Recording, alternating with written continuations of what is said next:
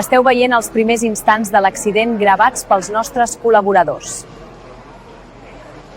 Bona nit i benvinguts a l'Aquàs Televisió. Avui és un especial de l'accident que ha revolucionat el poble este dissabte passat.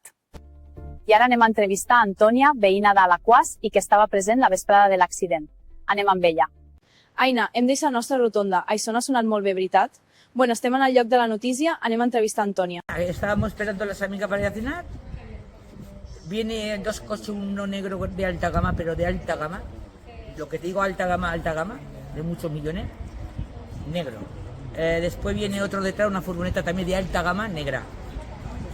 Y al raíz de pasar los dos que iban, eso era horroroso.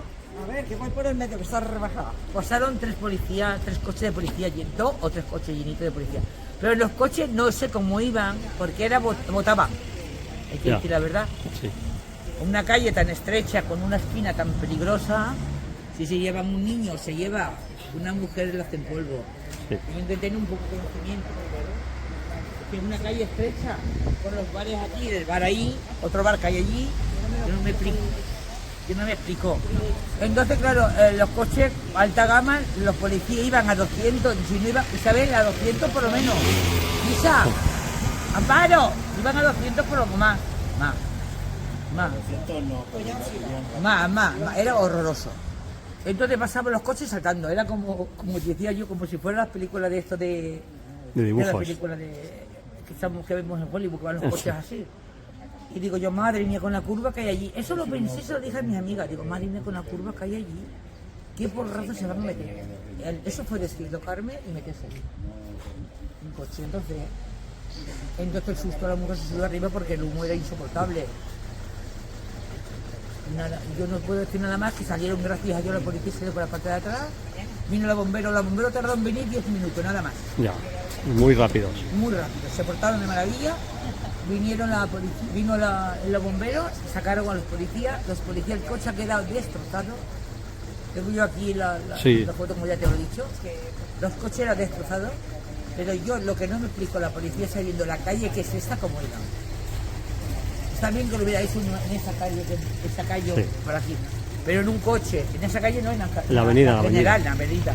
Hacerlo aquí en una calle, que pasa un niño en ese momento, un perro y no encuentra ni los huesos. Eso lo juro yo, por Dios que lo he visto todo. Y mi amiga.